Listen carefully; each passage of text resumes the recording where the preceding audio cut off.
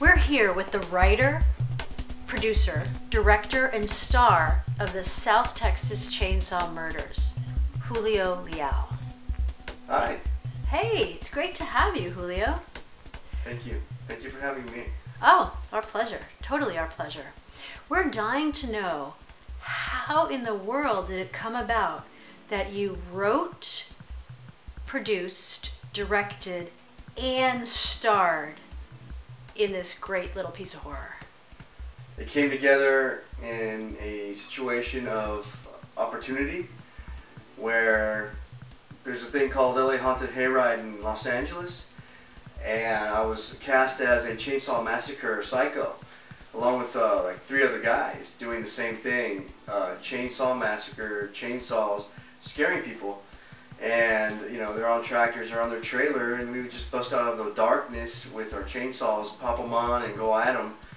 And we were there for about a month, because it's through the Halloween season for the Haunted Hayride. And, well, the whole time, while I was hiding behind my tree, I saw something every day. And when it came down to our last day, I decided to go ahead and grab the guys that I'd worked with and really created a bond with. We really understood the set we had, and we decided to go ahead and shoot a film. And honestly, we shot it in about 30 minutes. On the actual set, we shot 15 minutes during daylight, and then 15 minutes after dark, when we were in full Chainsaw Massacre costume. Myself wearing the leather face mask of a different type from what we know before, but it's definitely something that I saw an opportunity to shoot something great and fun. We had blood, we had special effects available to us, we had a great set, and there's nothing I could do but shoot a film there. Wow, that's a great story. It really came together organically. And you shot the whole movie in 30 minutes? No, we shot acts 2 and 3 in 30 minutes.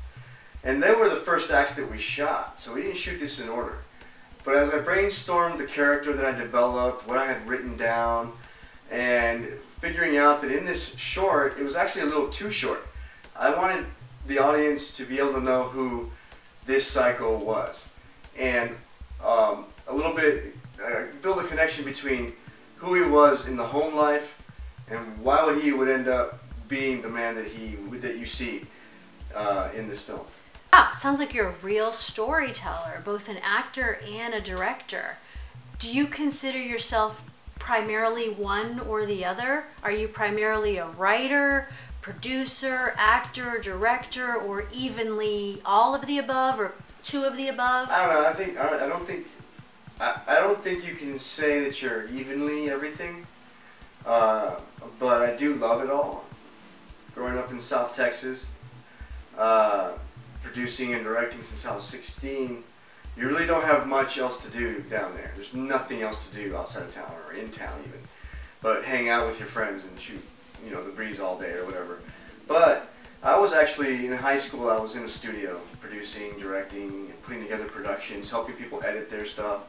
This was all back in the day when it was analog and whatnot. Kind of dates me, but I took a lot of the experiences that I was told came natural to me by my mentor, my teachers that were in the classes with me for media, broadcast technology, and production, and they really encouraged me and saw something in me to be able to lead production and make things happen.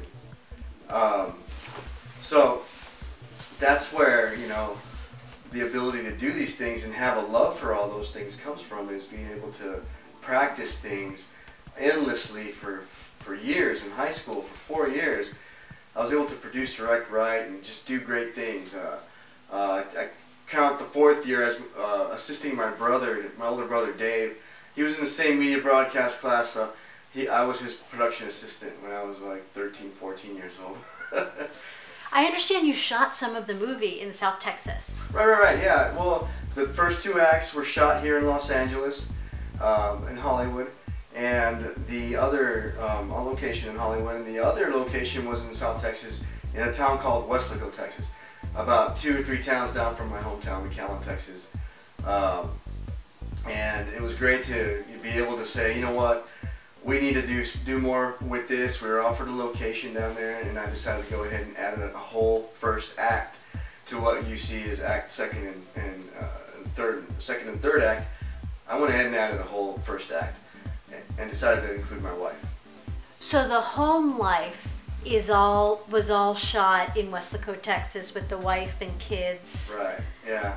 I set up the whole massacre there as well. We developed a body in a garbage bag that I wanted to conceal from everybody, and if anybody was watching me or whatnot. So I wrapped it in garbage bags. You'll see that in the film as well, and set it all up. But Acts 2 and 3 are 1,300 miles away. Now, for all the tech geeks out there like me, what did you shoot it with? A lot of what people are carrying around right now these days: SLR, T3i Canon, HD capabilities, of course. They're in every SLR camera these days, and a GoPro. We got in really close. Have some odd angles and some odd framing because you don't have a viewfinder on a GoPro, but we used it anyway.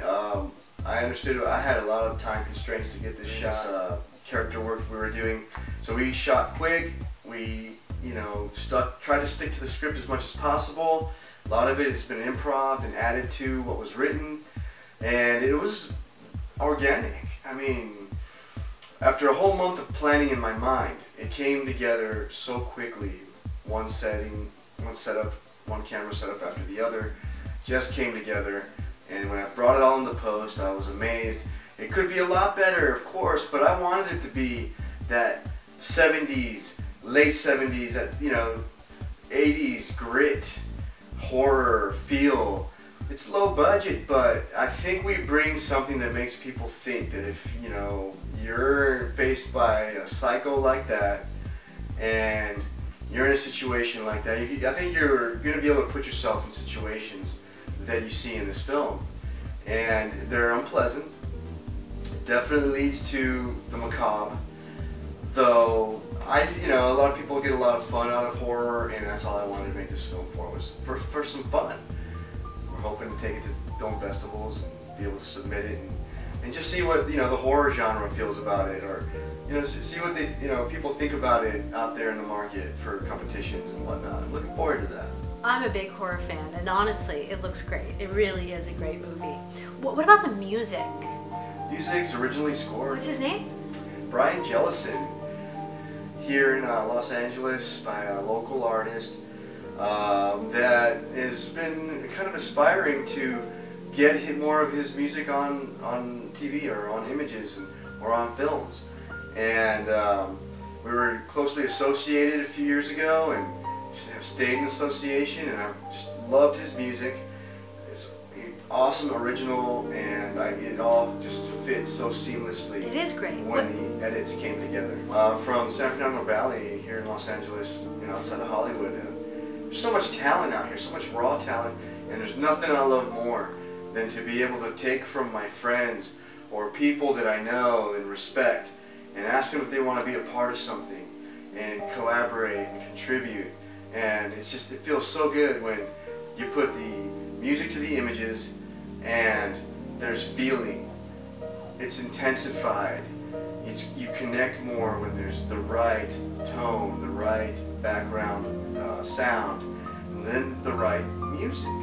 And I just feel like, for as guerrilla as this was, a 3-hour total shoot time, we came up with a nice little baby. It's a cool little egg that's going to crack, hopefully, and become a little chicken that people will watch forever.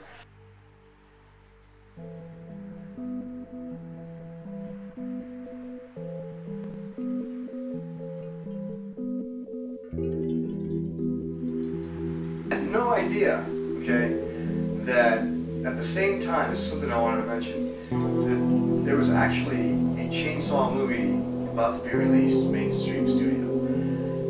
They're really good at keeping things secret. The Chainsaw franchise continues, and I had no idea. So there's probably be a lot of people thinking I'm a big biter or whatnot, someone copying off of what's being done out there, but I actually had no idea that movie was being made, and the whole time we were at the hayride, didn't even know that movie was being made, And as soon as we basically wrapped it in Texas, actually before that, right at the end of October is when the Chainsaw Massacre, Chainsaw franchise stuff started being promoted heavily. And I said, oh wow, well, you know, it's just the way it is, the parallels of life. The zeitgeist. Yeah. Wow, so you had a real, organic, great collaborative experience, and it was all part of that zeitgeist of the culture and chainsaw movies. Absolutely, and focus group people are really giving me some good, you know, feedback. You know, they're also telling me what could be better. I understand that. Cool, that's great. I'm gonna try to fix things before we get to festival. But when you see this film, I just, you know, it's just a moment of escape into a horrific moment. That if you put yourself in the pants or in the shoes of the character, the victim character, you really, you know, might drop your jaw and go, what if you were in that situation? I can't wait till you have your premiere screening. Do you have the details on that yet? No, it's still all up in the air. I definitely want to premiere at my hometown film festival, Soul, down in South Texas. And, you know, I've always wanted to submit something to that. And will be the project that I do. And amongst my peers, see where I stand. Maybe, you know, see if I find out if people enjoyed it. I wanted to ask you more about the actors. You mentioned collaborating with your wife in the movie. Were the other actors cast through a casting call, or were they friends that you knew, or? The other actors in the film, the other actors, you can say, okay, my wife, yes, she had to be my wife. I had to cast her as my wife in that, and she's a good actress. She plays a great role. It's very all flashback where she is, because that's part of the story. Why she's not there and I'm killing some guy, but you know, we cast a couple little girls. We really wanted to create that feel of a homely situation, yet you're in the middle of it and separated from it. Those girls were adorable. Have they acted before? No, they were actually, that's the first time they've been on a set. Wow, they're really cute. It's the first time, and they were very excited. They opened up to taking direction from some guy they didn't even know, me, and who at the onset of the shoot there was all, you know, in, you know, what you see, the fatigues, the camo and whatnot, and it, you know, they didn't know who I was and were kind of scared at first. So it was kind of cute, but at the same time, when I dressed up and did the father roles and stuff like that, that's when I was able to, you know, they were very open to me and very comfortable around me, but at first I'm looking like a pissed off vet that wants to kill. So. And Jared Wilson? Jared Wilson plays the victim, fresh off the highway, I like to say, 6 months ago, from North Carolina, and he does a great job. Yeah, the guy has a natural talent to improvise and to feel a character. It takes direction outstandingly. In the time that we had to shoot with him, he did nothing but listen and react and perform, and it was great. Kill me, just do it already. Just kill me. Just hurry up and get over with. Go! You got here for that shovel? Congratulations again. It's a really, really good little horror film. Yeah, I hope everybody comes out, enjoys it, and enjoys a little bit of that taste of horror. You know, maybe I hope that it connects a lot of adults that see it, connects them back to the Jason, to the Mike Myers, to the, you know, Texas Chainsaw Massacre in some way, of another extension of it in some way. But this is the South Texas Chainsaw Murders.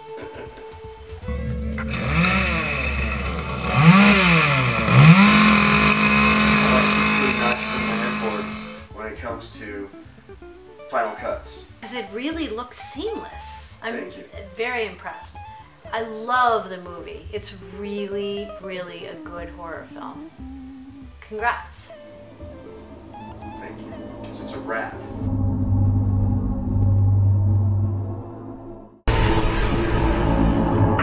They don't come up that far often. You let me out, you'll be sorry! Let me go! You guys would make it out here far enough. They never find you stole my wife! You gotta hit me that shot, whatever you want. Lots of money, lots of money. I got money.